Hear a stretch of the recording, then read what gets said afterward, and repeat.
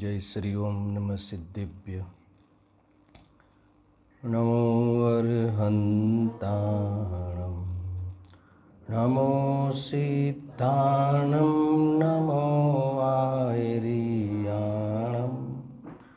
नमो वञ्जायाणं नमो लोये सव्वसाहु निज चैतन्य महाहिम गिरि से परिणति के घन टकराते हैं सुदयतीन्द्रिय आनंद रस की मूसल धारा बरसाते हैं जो अपने आश्रित परिणति को रत्नत्रय की निधियाँ देता वंदन्य उस चैतन्य राज को जो भव भव के दुख हर लेता। 24મી શિબિર એનું પ્રથમ પ્રવચન એમ સમજી લો કે શિબિરનું ઉદ્ઘાટન છે. પ્રવચન થવું એ તો શિબિરનું ઉદ્ઘાટન છે. રિબિન કાપવીની બધી બાહ્ય પ્રવૃત્તિ અલગ છે. સવારની બેલાનું આ પ્રથમ પ્રવચન છે. સ્વાનુભવ પત્રાવલી અહીંયા ગ્રંથ બિરાજમાન છે. બ્રહ્મચારી રવિનજી આત્મન જેનું હમણાં જ આપણા વચ્ચેથી વિદાય થઈ, પણ એમની જે સોચ છે એ તો હંમેશા જીવંત રહે છે. ખરેખર વ્યક્તિની સોચ જે જીવંત રહે છે એ જ મહત્વ છે. હવે એમને અહીંયા જે આ બહુ જ સુંદર અદ્ભુત રચના છે, પત્રોના સંકલન રૂપ. વિગત 2 વર્ષથી આપણે ક્રમિક એનું સ્વાધ્યાય કરી રહ્યા છીએ. એમાં 3જા પત્ર ઉપર આપણે લાસ્ટ ચર્ચા આપણે કંઈક ત્યાં છોડી હતી, ત્યાંથી જ આપણે ચર્ચા ફરીથી પ્રારંભ કરીશું. સ્વાનુભૂતિ, આત્માનુભૂતિ એ મોક્ષ માર્ગનું પ્રથમ કદમ છે, અર્થાત તો એ મોક્ષ માર્ગનું ઉદ્ઘાટન છે. જેમ પ્રવચન એ શિબિરનું ઉદ્ઘાટન છે, એમ આત્માનુભૂતિ એ મોક્ષ માર્ગનું ઉદ્ઘાટન છે. તો આપણે અહીંયા સ્વાનુભવ પત્રાવલી રચનાનું નામ પણ સ્વાનુભવ પત્રાવલી છે. ગઈકાલે રાત્રિમાં પંડિતજી આપણને વાત કરી, તેમની વિષયની સૂચના આપી હતી ગૌરવજીએ, કે આત્મા અને અનુભૂતિ એ પણ અનુભૂતિનો વિષય છે. નવમાધિકારની પણ વિષય વસ્તુ બતાવી દઉં, જે આપણે ક્યાં આવ્યા છીએ. તો સમ્યક દર્શનનું સાચું લક્ષણ એવી આત્માનુભૂતિની ચર્ચા છે. અને પંડિતજી ભોપાલથી આવવાવાળા છે ને, શું નામ છે? હા, અંકુરજી આવી ગયા છે. એ પણ 5મી ગાથાથી લેવાના છે. એકત્વ ભક્ત આત્માની ચર્ચા 5મી ગાથાથી લઈને 12મી ગાથાનો સિલેબસ છે આ. અને દરેક સ્વાધ્યાયમાં એ સ્વાનુભૂતિની પ્રમુખતા છે. સમસ્ત જીનાગમ ચારે અનુયોગમાં સ્વાનુભૂતિની પ્રમુખતા હોય છે. અને અહીંયા તો જે આપણે જે રચના છે અહીંયા પંડિતજીની, એ તો પત્રનું જે સમૂહ સંકલન કર્યું છે એ બુકનું નામ જ છે સ્વાનુભવ પત્રાવલી. તેના ઉપર આપણે ચર્ચા અહીંયા પ્રારંભ કરીએ છીએ.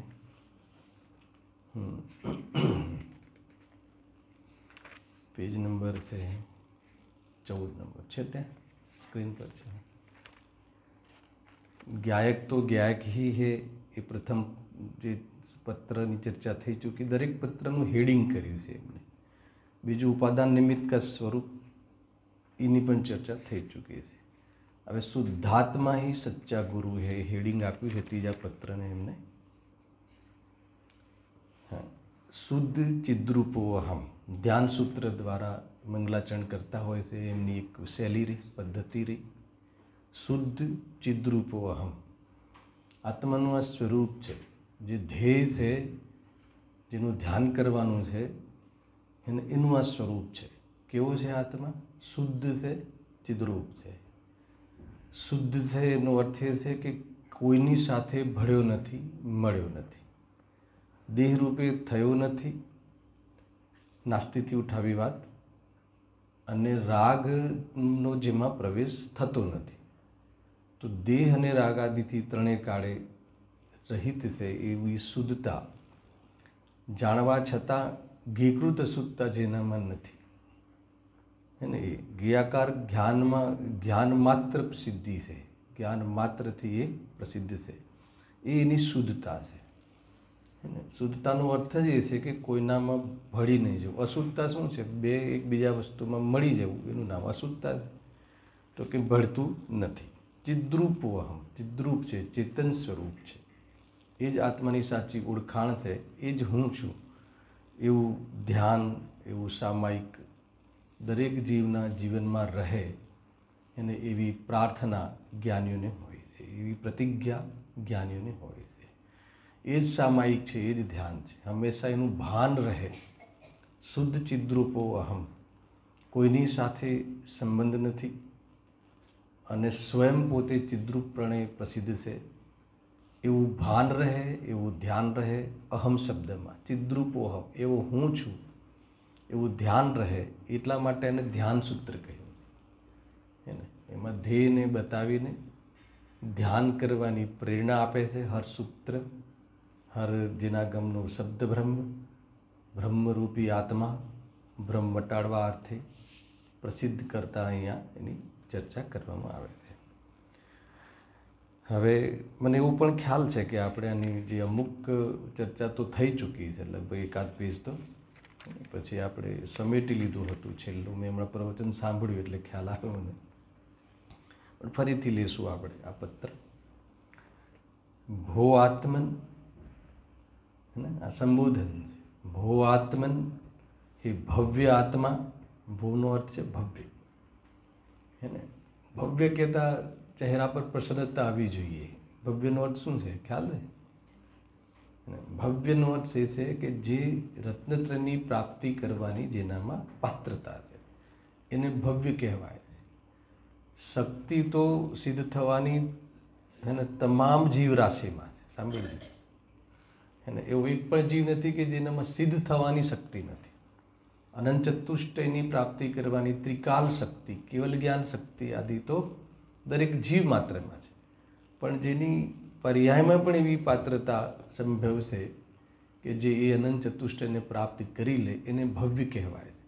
કે જેનો નિયમથી સમ્યક દર્શન થવાની જેનામાં પાત્રતા છે, થઈ શકે છે, એને ભવ્ય કહેવાય, એ જ એની ભવ્યતા છે। જુઓ, અને આ ભવ્યતાને પ્રગટ કરવા માટે બહારમાં અવસર મળે એને ભાગ્ય કહેવાય છે। બે શબ્દો ખ્યાલમાં, ભાગ્ય અને ભવ્ય, બેમાં બહુ મોટું અંતર છે। આત્માની અનુભૂતિ પ્રાપ્ત કરવા માટે બાહ્યમાં અવસર મળવો, અને સંગી પંચેન્દ્રપણું મળવું, બહારમાં દેવશાસ્ત્ર ગુરુનો સંયોગ થવો, હે ને, તત્વ અભ્યાસ કરવા માટેનું બાહ્યમાં અનુકૂળતા મળવી, એ તો ભાગ્ય છે, બરાબર છે। પણ એ પ્રમાણે જે અનુભવ કરે છે, પુરુષાર્થ કરે છે, એ ભવ્ય છે, હે ને? તો પછી હું પૂછું હમણાં હાલ જ વિપુલભાઈ કે તમે ભાગ્યશાળી છો કે ભવ્ય છો, હે ને? ત્રીજું ઓપ્શન કહું કે ગાયક છો, હે ને?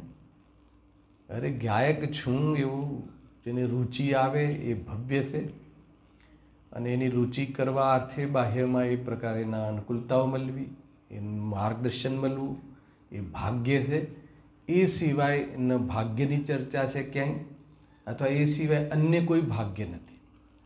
એને આમાં બધું જ નિષેધ થઈ ગયું. બાહ્યમાં અનુકૂળતાઓનો, બાહ્યમાં પુણ્યના ઉદયની અપેક્ષાઓનો, એને બાહ્યમાં જે લૌકિક જે કહેવામાં આવે છે રોટી કપડાં મકાન, એની વ્યવસ્થા, એનું કોઈ ભાગ્યમાં કોઈ એનું પ્રમાણ નથી મળતું.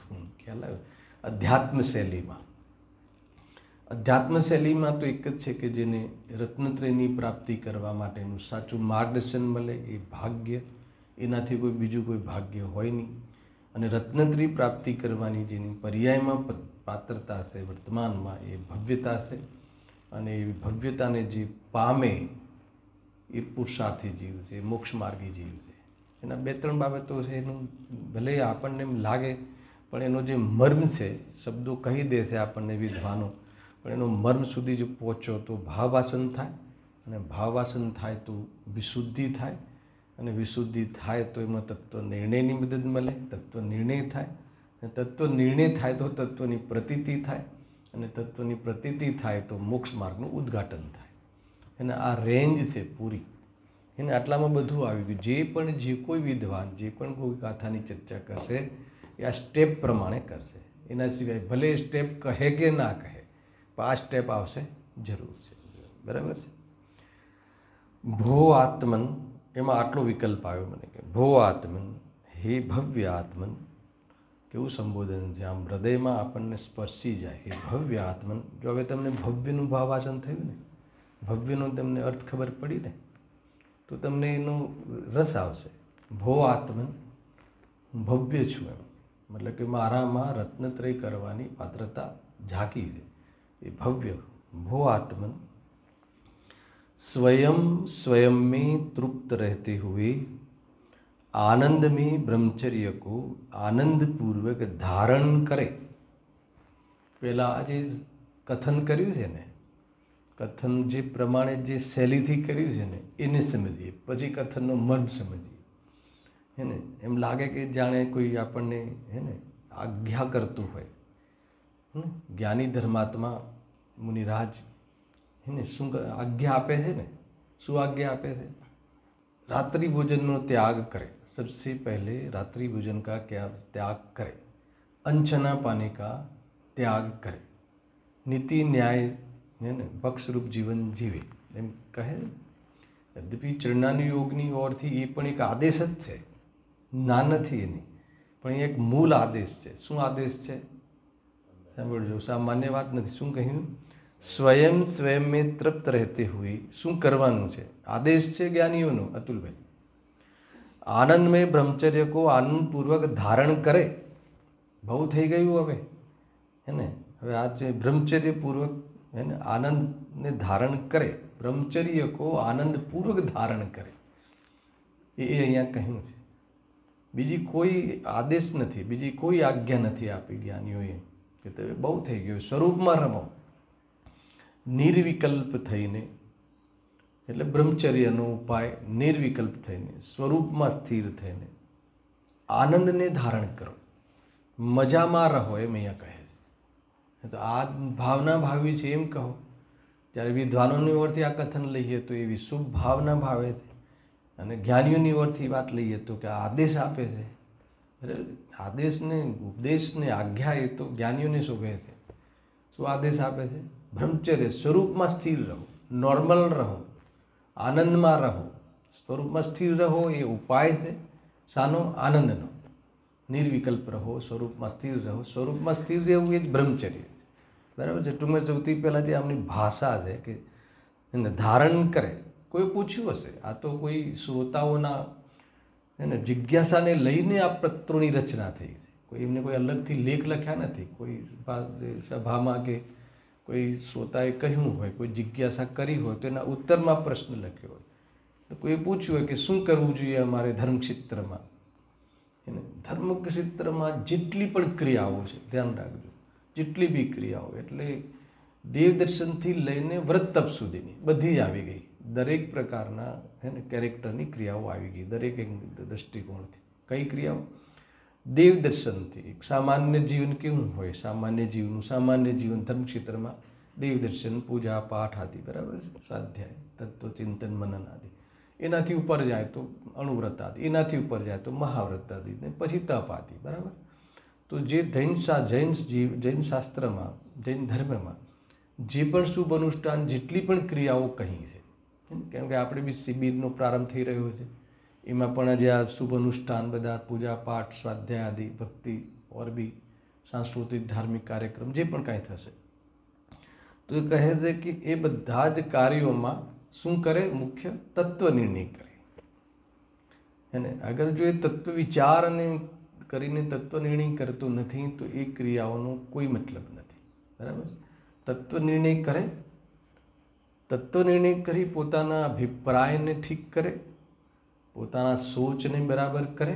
બરાબર. આ બધું તમને પહેલા દિવસે જ કહી દો. આ સવાર જે છે ને, સુપ્રભાત, મંગલ પ્રભાત છે ને, એ રીતે છે. તો તત્વ નિર્ણય કરે, તત્વ નિર્ણય કરવા માટે જ પૂજા કરે, પૂજા કરીને તત્વ નિર્ણય જ કરે. આ છે એકાંત, સમ્યક એકાંત, ભાવેશભાઈ. હે ને? પુણ્યની ઈચ્છા નથી. યદ્યપિ એ કાર્યક્રમ પુણ્ય પરિણામ છે, પણ પુણ્ય પરિણામની અપેક્ષાથી નથી. એના માધ્યમથી તત્વ નિર્ણય કરે. તત્વ નિર્ણય લખ્યું છે, જો તમને પણ શરૂઆતમાં બતાવું. प्रकाश किए में लख्यू से आत्म आराधना और जिन शासन प्रभावना का स्वर्णिम अवसर सर्व प्रकार से प्राप्त हो चुका है। एना माटे कोई तमारे पुरुषार्थ करवानो नहीं। શું શાના માટે? આપણને આત્મપ્રભાવના, આત્મા આરાધના અને સાથે પ્રભાવના એનો ઊંચો અવસર તો સર્વ પ્રકારે આવી ગયો છે, થઈ ગયો છે. પુણ્ય તમારું આપણું પાકી ગયું છે, એમાં કાંઈ કરવાનું નથી. હવે શું કરવાનું છે? શું લખ્યું છે? इस अवसर में तत्व निर्णय पूर्वक स्वानुभूति के साथ निराकुल सुख का स्वाद चक्कर परम आनंदित हो, यही एकमात्र भावना है। जो एमना तरफथी एमने मंत्री महोदय तरफथी प्रकाश केवुं शुं लख्युं? भावना शब्द लख्यो, आदेश नथी, भावना भावी। सानी भाई राजू भाई शुं नक्की कर्युं? जो स्वाध्याय करो एम ऊभा भारे कहेवामां आवे ने तो तमारे शुं समझवानुं? तत्व निर्णय करो।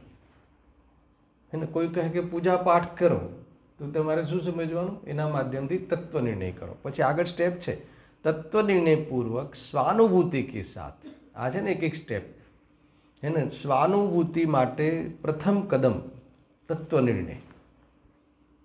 मोक्ष मार्गનું प्रथम कदम सम्यक दर्शन। सम्यक दर्शन माटे प्रथम कदम तत्व निर्णय। तत्व विचार पछी तत्व निर्णय। वांधो नहीं, बस तो 2 मिनट बताऊं तो रेफरेंस बराबर। स्वानुभूति के साथ निराकुल सुख का स्वाद चक्कर। पोता अपना अधिकार, पोतानो अधिकार जतावीने शुं रहे? खुश रहो।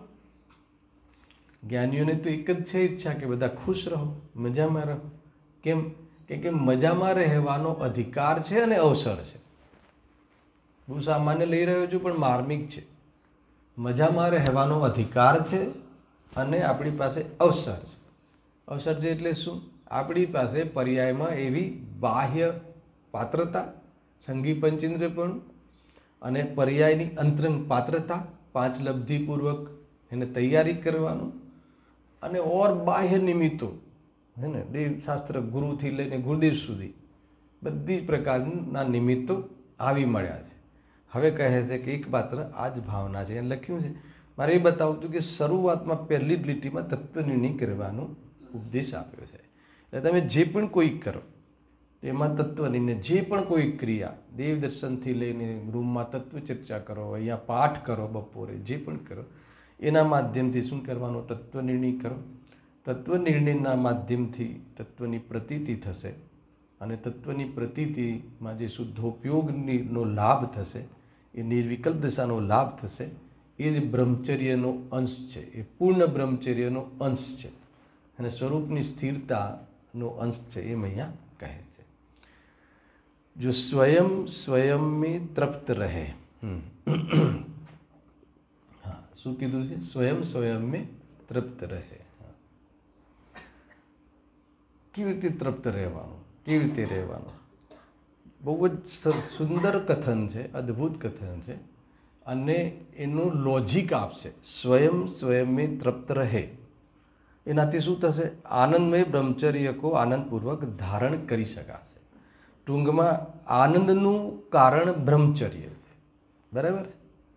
અને આનંદમય બ્રહ્મચર્ય કહ્યું, એકદમ એકાંત કરી દીધું ને, આનંદમય બ્રહ્મચર્ય અથવા બ્રહ્મચર્ય, આનંદમય બ્રહ્મચર્ય કો આનંદપૂર્વક ધારણ કરે એટલે સ્થિર થાય. હવે સ્થિર થવાનું જે ટૂંકમાં એમ લઈ લો કે નિરાકુલતા થવાનું ઉપાય સ્થિરતા છે અથવા બ્રહ્મચર્ય. સ્થિરતા એ બ્રહ્મચર્ય. અને સ્થિર થવા માટે શું કરવું જોઈએ? સ્વયંને સ્વયંમાં તૃપ્ત રહેવું જોઈએ. બધું એક જ લાગે ને આપણને, તો તૃપ્ત રહેવા પાછળનું લોજિક છે. સ્વયંમાં તૃપ્ત રહેવા પાછળનું શું લોજિક છે, હે ને? એના પાછળનું લોજિક સંપૂર્ણ જીનવાણી આત્માનું સ્વરૂપ બતાવે છે. હમણાં તો 47 શક્તિ પણ ચાલે છે ને, પ્રભુ શક્તિ ચાલે છે. અખંડિત પ્રભાવ, અખંડિત પ્રતાપ અને સ્વાતંત્રતા જેનું લક્ષણ છે એવી પ્રભુ શક્તિથી યુક્ત તું પ્રભુ છે, હે ને? આ કયા પ્રભુની વાત છે? હે ને? પાર્શનાથ પ્રભુની વાત છે કે મહાવીર ભગવાન? કયા પ્રભુની વાત છે? તો કે સ્વયં પ્રભુ છે. સ્વયં પ્રભુનું લક્ષણ બતાવ્યું કે ભાઈ સ્વયં પ્રભુ છે, કેમ કે પ્રભુત્વ શક્તિ છે. અખંડિત પ્રતાપ, અખંડિત પ્રભાવ અને સ્વાતંત્રતા જેનું લક્ષણ છે. દરેક જીવ માત્રની વાત છે. દરેક જીવ પ્રભુ છે.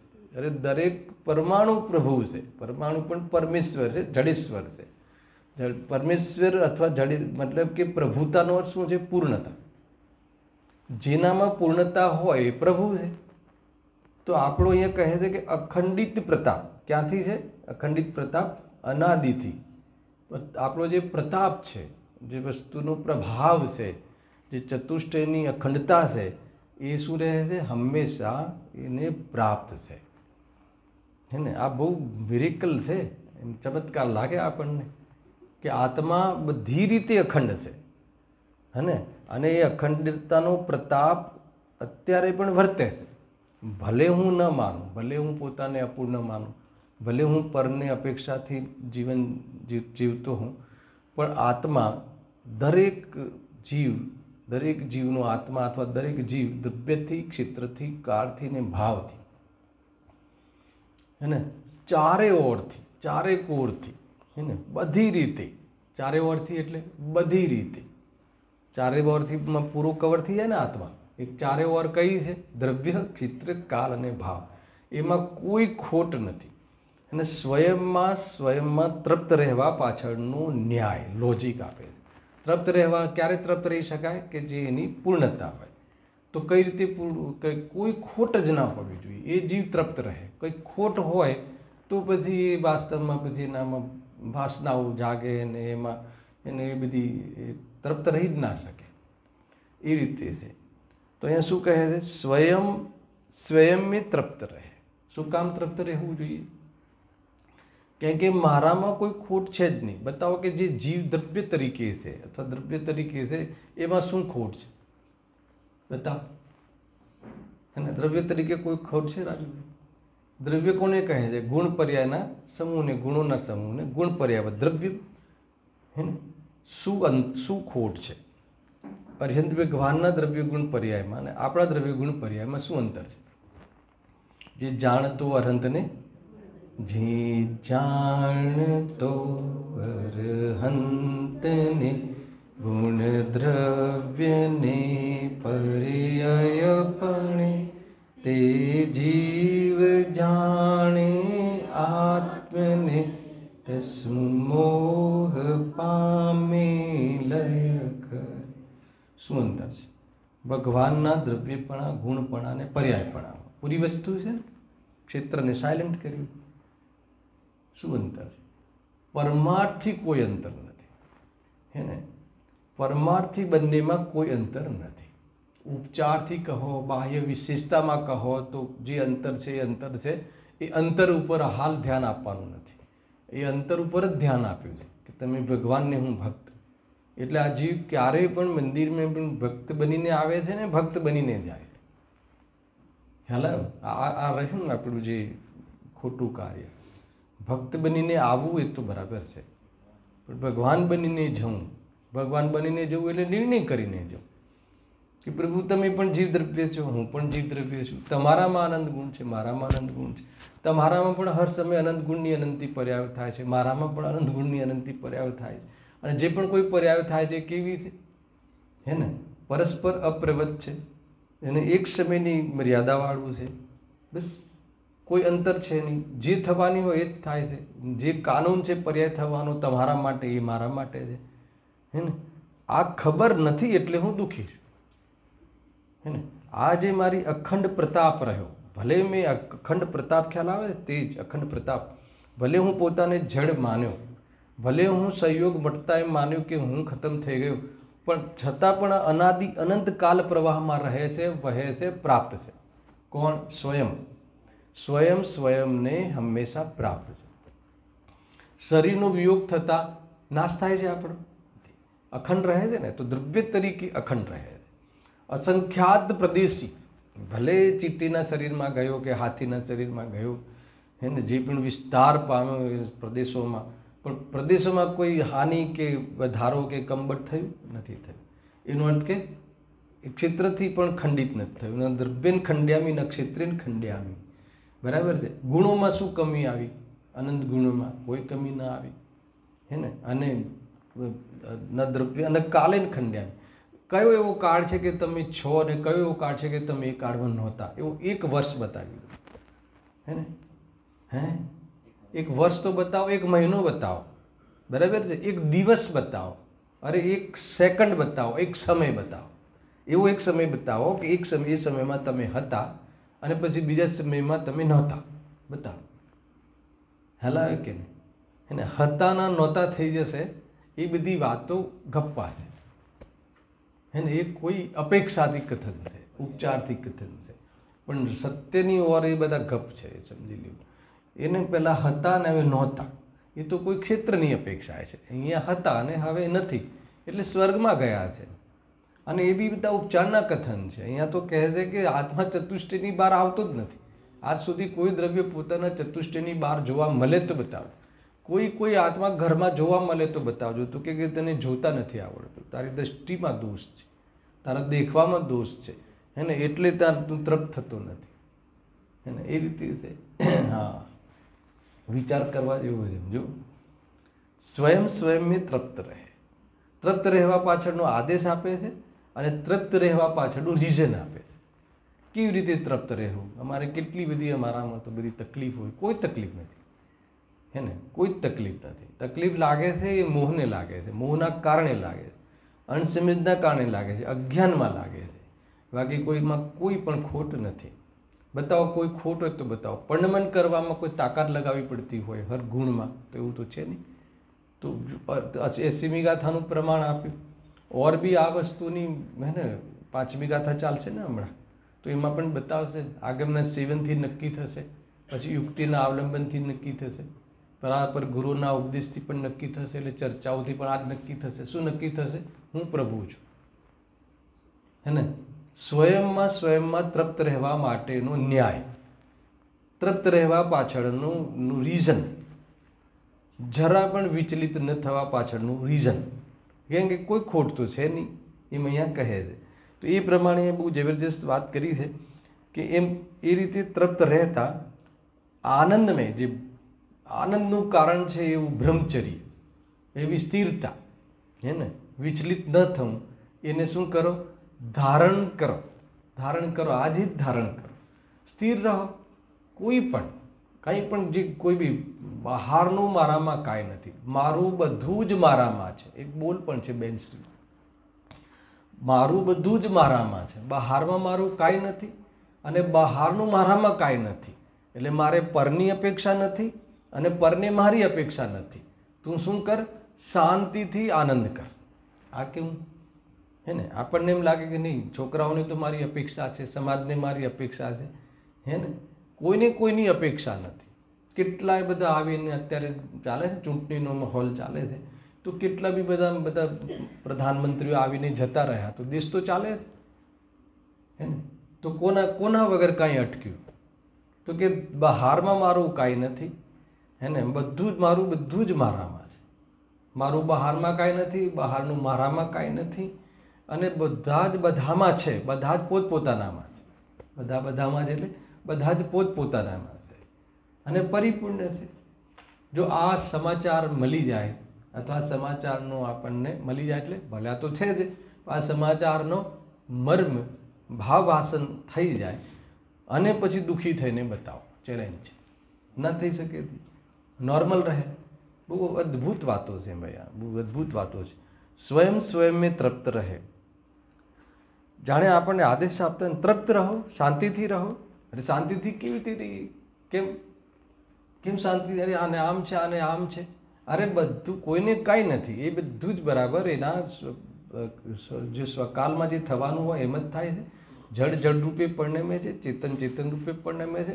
પરિણમન પણ એક સમયનું ધ્રુવ છે, એને ક્ષણિક પણ એ સમયનું ધ્રુવ છે, આગળ પાછળ થતું નથી. અને એ દ્રવ્ય પોતપોતાના દ્રવ્યને આશ્રય થાય છે. તો આપણે શું કરવાનું? રેસ્ટ. આ બધા સૂત્રો યાદ રાખજો. રેસ્ટ કરવાનું વિપુલભાઈ, રેસ્ટ જ કરવાનું છે, હે ને અતુલભાઈ? હવે કે રેસ્ટ કરીએ તો પછી બીજા દિવસે પછી આ ચાલુ બધું કેવી રીતે થશે? કરી જુઓ એકવાર રેસ્ટ, હે ને? હવે રેસ્ટ કેવી રીતે કરવાનું એ આવડવું જોઈએ. ખ્યાલ આવ્યો? જે કોઈ બાહ્યમાં કાર્ય થાય છે, હું કરું છું ને થાય છે ને, માન્યતા છોડી દેવું, એનું નામ રેસ્ટ. બહુ મોટો ભ્રમ છે કે મારાથી કે મારા આદેશથી કે મારા ગાઈડન્સથી થાય છે, બહુ મોટો ભ્રમ છે, હે ને? પહેલા દિવસ કહી દઉં, પહેલા જ પ્રવચનમાં, એટલે શાંતિથી રહેવાય, સંભળાય. બરાબર કે નહીં? સાચું કહું છું. એક વક્તા જે પ્રવચન કરે છે એ બહુ જ ઉપચારથી કથન છે, એને કરી શકતો જ નથી, હે ને?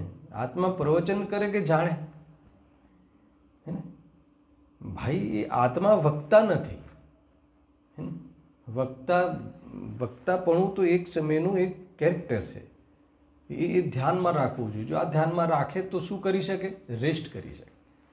નહીં તો શું બોલવું, કેટલું બોલવું, ક્યાંથી બોલવું, શું કરવું, કેટલો પરેશાન હોય છે દરેક જીવ, હે ને? જે દરેક જીવ બીજા દ્રવ્યોની જવાબદારી ઓઢીને, ઓઢી શબ્દ કહું છું, જવાબદારી છે નહીં, જવાબદારી સ્વયં ઓઢીને શું કરે છે? સ્ટ્રેસફુલ જીવન જીવે છે, હંમેશા સ્ટ્રેસફુલ જીવન જીવે છે નિયમથી. કેટલી બધી હવે માન લો કે રાજુભાઈ તમારે વિધાન કરાવું, હવે અહીંયા લખશો, ત્યાં લખશો, આ રાગ છે ને ભાઈ આ રાગ છે, આના ભાઈ આ કડી છે, આના ભાઈ આ કડી, એટલે બધાને લાગુ પડશે, બધાને જેવી. બરાબર? તો કે રેસ્ટ કઈ રીતે કરીએ? તો કે રેસ્ટ કઈ રીતે કરવાનો છે? કાંઈ વાંધો નહીં, જતા રહીએ બોમ્બે ને રેસ્ટ થશે. અરે બોમ્બે જવાથી રેસ્ટ નહીં થાય, સ્વરૂપમાં રહેવાથી રેસ્ટ થવાશે. અને સ્વરૂપમાં કેવી રીતે રહેવાશે? કે આ જે કલમ છે, આ બધી આ કહીને આ એકત્વ નિશ્ચયગત સર્વત્ર સુંદર લોકમાં, પૂરું લોક સુંદર છે. કેમ કે દરેક દ્રવ્ય પોતાના ગુણ પર્યાયને ચૂમે છે અને દરેક ગુણ પર્યાય પોતાના દ્રવ્યને ચૂમે છે. એટલી સુંદર વ્યવસ્થા છે ને કે થવા યોગ્ય થાય છે. જે પણ થાય છે તે દ્રવ્યની પોતાની પરિણતિ છે. તું તો જ્ઞાતા દ્રષ્ટા છે. બસ તારા પાસે એક વિશેષ વાત એ છે કે તું જ્ઞાતા દ્રષ્ટા છે. બીજા અન્ય જડ પદાર્થોમાં જ્ઞાતા દ્રષ્ટા પણ નથી. સાક્ષી ભાવે રહેવાનો ધર્મ પ્રણય કાળે એકમાત્ર આત્મામાં. કેટલું સુંદર છે! સાક્ષી ભાવે રહેવામાં કોઈ છે, આમાં કંઈ ઝંઝટ જ નથી. હા, આમાં જે પણ કંઈ થયું એને સંવેદન પ્રત્યક્ષ છે આત્મા. તો જાણવું જેમાં થાય છે, ખબર પડે છે કે આ જાણવું થયું, એ હું છું. એ હું છું એટલી ખબર પડી જાય જે જાણવા રૂપે છે, તો કે બધી જ ઝંઝટ, સ્ટ્રેસફુલ જીવનનો અંત આવી શકે,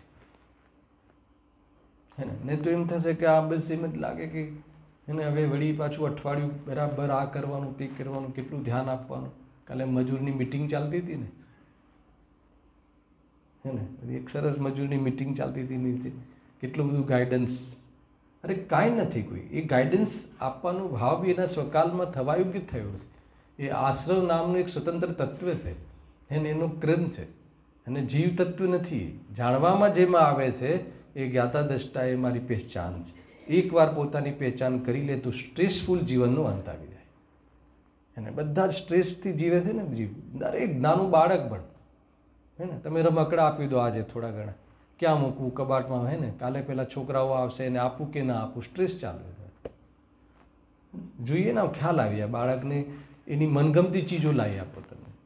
બધી જ વસ્તુ લિસ્ટ બનાવ્યું, આજે રજા છે, ચલો, હે ને, બાપા લઈ આવે કે ભાઈ એક વીક બરાબર બિઝી હોય કે આજે રજા છે, બધું લઈ આપે. હવે બાળકનું સ્ટ્રેસ ચાલુ છે કે નહીં? કેટલું કેટલું મતલબ તકલીફ છે. કેમ સ્ટ્રેસ છે? કેમ કે એને વસ્તુ સ્વરૂપની ખબર નથી, અને દ્રવ્ય ગુણ પર્યાયનું સ્વરૂપની ખબર નથી. ખરેખર એ અખંડ પ્રતાપ અને સ્વાધીન જેનું લક્ષણ છે એવી પ્રભુ શક્તિથી યુક્ત પ્રભાવશાળી વસ્તુ, પ્રભાવશાળી આત્મા છે આ, હે ને, વિભુ છે, વૈભવશાળી આત્મા છે આ, એવી એને ખબર નથી. એટલા માટે એ પરેશાન છે. એ તે છે.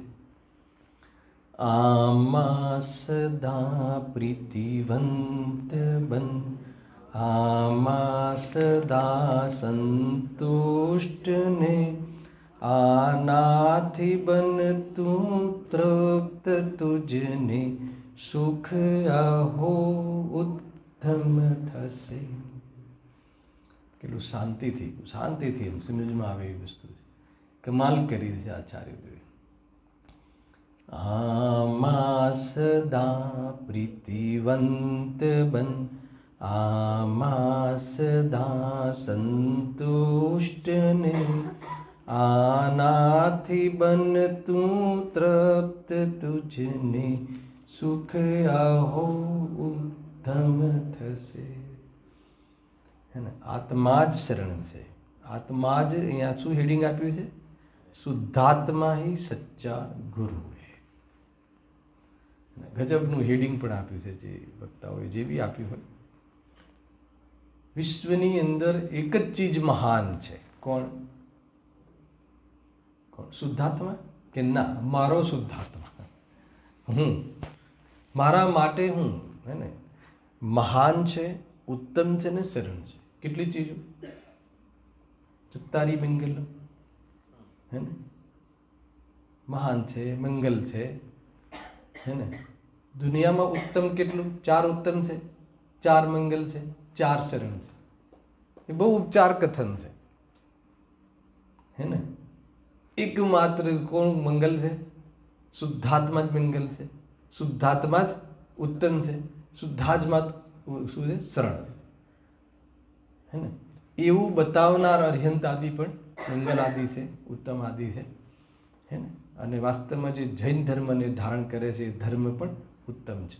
એ બહુ જ આ બધા મૂળ, તમે મૂળ ક્યાંથી, સ્ત્રોત ક્યાંથી છે? જેના માધ્યમથી, જેને યાદ કરવા માધ્યમથી રાહત અનુભવાય છે, જેની અનુભૂતિથી અનંત સંસાર અલ્પ રહી જાય છે, અને જેમાં લીન થવાથી સમસ્ત સંસાર સમાપ્ત થઈ જાય છે, એવું ભગવાન આત્મા જ્ઞાયક ભાવ કેવો છે? મંગલ છે, ગુરુ છે, મહાન છે, શરણભૂત છે, અનુસરવા યોગ્ય છે, એને એમ અહીંયા કહે છે. એટલા માટે હેડિંગ બી સાર્થક છે. પછી એમાં કહ્યું કે આમાં સદા પ્રીતિવંત બન, એને ભાગ છે અહીંયા સમય સાજો બતાવો. સવારે રીડ કરતો હતો, મળી જાય તો ગુરુદેવજીનું આ પ્રવચન છે. પ્રવચન રત્નાકર ભાગ 7 સાંભળજો, બહુ જબરજસ્ત લખ્યું છે. એક એક જે લઈશું આપણે, હજુ તો શરૂઆત થાય છે, બને, અને 5 મિનિટ છે આપણી પાસે.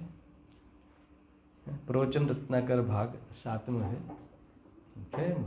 શું વાત?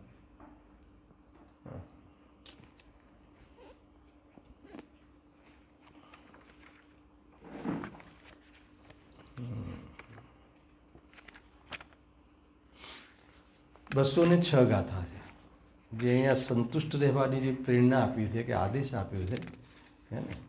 આપણે દીકરાને કહીએ ને કે ભાઈ શાંત રહે, શાંતિથી રહે, હે ને. લોકમાં પણ એવું કહીએ, શાંતિથી રહે. વેપાર આદિમાં નુકસાન જાય તો બી શાંતિથી રહે. તો પછી એને ત્યાં અલગ અલગ ત્યાં હોય, કોઈ નસીબમાં નહોતું, તારા પુણ્યમાં નહોતું, હે ને. તો એ રીતે સમજાવીએ છીએ એને, અને અહીંયા સમજાવવાની રીત જુદી છે, હે ને. અહીંયા કે તારે એની જરૂર જ નથી. ગુરુદેવજીનું પ્રવચન છે, 215 નંબરનું પેજ છે. શું કહે છે? હે ભવ્ય, એટલો જ સત્ય આત્મા છે જેટલું આ જ્ઞાન છે. એની આગળ બી 215 215 પેજ નંબર છે, હે ને. પ્રવચન રત્નાકર ભાગ 7 એ લેશું આપણે આ સવારમાં, એને આપણે એને કવર કરીશું.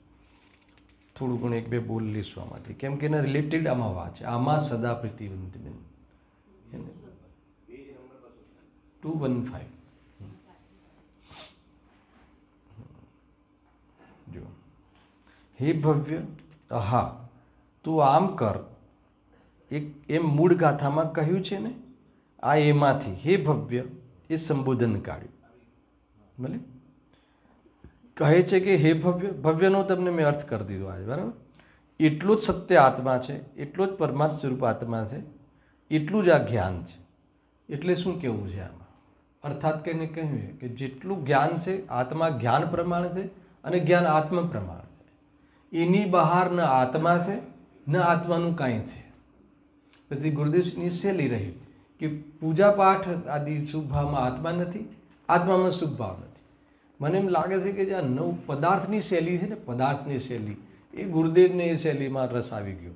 કેમ ખબર છે? જો તત્વ 7 છે, આપણે આવવાનું છે સમ્યક દર્શનના સાચા લક્ષણમાં, અને પદાર્થ 9 છે. તો આશ્રમમાં 2 ભેદ કર્યા પુણ્ય પાપના, એમ કરીને 9 પદાર્થ કરી નાખ્યા. તો ત્યાં કહ્યું કે ભાઈ આશ્રમનો ભેદ કરવાની જરૂર શું હતી? એટલા માટે કે જીવને પુણ્યની રુચિ થઈ જાય છે અને પાપ કરીને સ્વચ્છંદ થઈ જાય છે. એટલા માટે એ જ આશ્રમના 2 ભેદ કરી અને સમજાવવા માટે કે પાપ અને પુણ્ય એ આશ્રમના ભેદ છે, આત્મા નથી. અને થઈ જ આજે સમાજમાં સૌથી વધારે તકલીફ એ છે કે પુણ્યમાં રુચિ અથવા પુણ્યમાં ધર્મ અથવા પુણ્યમાં સંતુષ્ટ થાય છે. પુણ્ય પરિણામમાં, પુણ્યના ઉદયમાં આ બધા રોગ છે. કાં તો પુણ્ય પરિણામમાં સંતુષ્ટ થઈ જાય અને પુણ્યના ઉદયમાં સંતુષ્ટ થઈ જાય. અને આ તો કહે છે કે આમાં સદા પ્રીતિવંત બન, હે ને. આત્માની પ્રીતિ કર, આત્માની રુચિ કર. તો આત્માની રુચિ શું કામ કરીએ? તો કે આત્માની રુચિ એટલે કર કે બધું જ તારું તારામાં છે. એટલા માટે અહીંયા છે કે આત્મા પછી બતાવે છે. આત્મા એટલે આત્મા કહો, જેટલો આત્મા સત્ય છે એટલું જ જ્ઞાન સત્ય છે, જેટલું જ્ઞાન સત્ય છે એટલું જ આત્મા સત્ય છે. અને એ જ સત્ય છે, એ જ સત છે, એ જ ત્રિકાળ સત છે, એ જ તારી સત્તા છે, એ જ તારું અસ્તિત્વ છે, અને એ જ તારી પહેચાન છે. એ રીતે છે સ્વસંવેદન પ્રત્યક્ષ સંવેદના થાય છે. એને એ જેમાં જાણવું થાય છે, ખબર પડે છે. પેટમાં દુખે છે તો પેટને ખબર પડે છે કે આત્માને ખબર પડે? અરે આત્માને ખબર પડે છે અને આત્મામાં ખબર પડે છે એવી એ ખબર પડે છે. એ સંવેદનપણું છે. અને ત્યાં જો એ જે ત્યાં ધ્યાન આપી દે, એનો જે આવિર્ભાવ થાય, હે ને, તો પેટ અને પેટના દુખાવાની સાથે સંબંધ નથી એવો નિર્ણય થઈ જાય. એ અહીંયા કહે છે આમાં સદા પ્રીતિવંત કર, એવી તું રુચિ કર, એવો તું નિર્ણય કર, અને પછી જીવી જાણ. હે ને, અત્યારે જીવી જાણીએ છીએ આપણે. જ્ઞાની ખરેખર જીવી જાણે છે, અજ્ઞાની તો એને ભાવ મરણથી જીવે છે. તો એ માટે અહીંયા વાત કરી છે. ટાઈમ થઈ ચૂક્યો છે. અમે ખાલી એક સ્થાપના કરી. આ પંક્તિમાં આ ગાથાનો હું થોડો આધાર લઈશ અને કાલે આપણે એનો વિશે વિસ્તાર કરીશું. સહેજાનંદી શુદ્ધ સ્વરૂપી વિનાશ